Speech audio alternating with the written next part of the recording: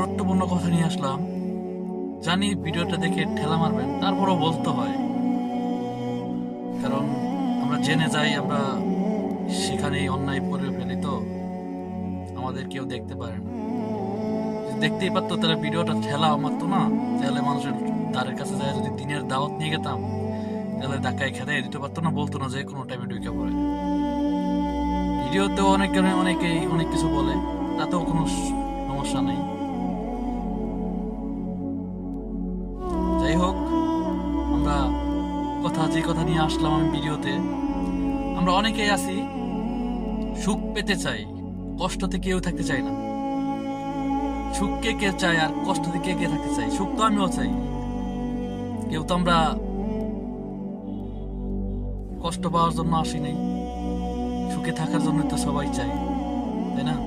আর সুখটা কিভাবে আসবে? ধরেন আজকে যদি আপনি যদি চাকরি করেন, যে কোনোই কর্ম করেন না কেন, আপনি যদি কর্মতে যদি আজকে যদি না যান, তাহলে আপনার কাছে খাবার আসবে? আপনার ঘরে নিশ্চয়ই খাবার আসবে না। আর খাবার আসার জন্য কিন্তু কষ্ট করতে হবে, আর কষ্ট করে কামাই করলে কিন্তু ওই খাবারটা বসে খেতে পারবে। এটাই, যে কোনো যে জিনিসই কর্ম করুক না কেন, সুখ দুঃখ কিন্তু সবার মাঝেই আছে, সবাই কিন্তু সুখ দুঃখ নিয়েই থাকে। অনেকেই আছে সুখে থাকে, যে সেটাও দেখতে হবে কি মিলে সুখে থাকে।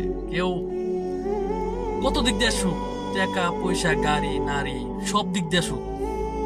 টাকা থাকলে সুন্দর বউ লাগবো, সুন্দর বউ লাগলে একটা সুন্দর গাড়ি লাগবো, সবকিছুই তো লাগে, তাই না? ধরেন এগুলি সবই বিধাতার ইচ্ছা।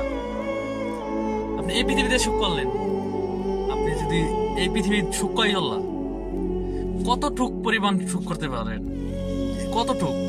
জীবনের কোনো গ্যারেন্টি নাই। এখন আছি তো একটু পরে নাও থাকতে পারি। তাহলে আমাদের সুখটা দরকার কোন জায়গায়? আমাদের সুখটা করতে হবে মারা যাওয়ার পর, কবরে, হাসরে। কাল হাসরের মাঠে জান্নাত এবং জাহান্নাম দুটোই থাকবে। আমাদের সব দিক দিয়ে চিন্তা করতে হবে। আপনি যেমন কামাই না করলে আজকে ঘরে খাবার জুটবে না, যেই হোক না কেন, এটা 10 তলায় থাকুক, 5 তলায় থাকুক আর নিচতলায় থাকুক, কামাই তার করতেই হবে। একদিকে না একদিকে কামাই করতেই হবে। তাই তো বলি ভাই, এই সুন্দর নারী গাড়ি বাড়ি এগুলি পিছনে না ঘুরে আজকে যে ফজরের নামাজটা গেল,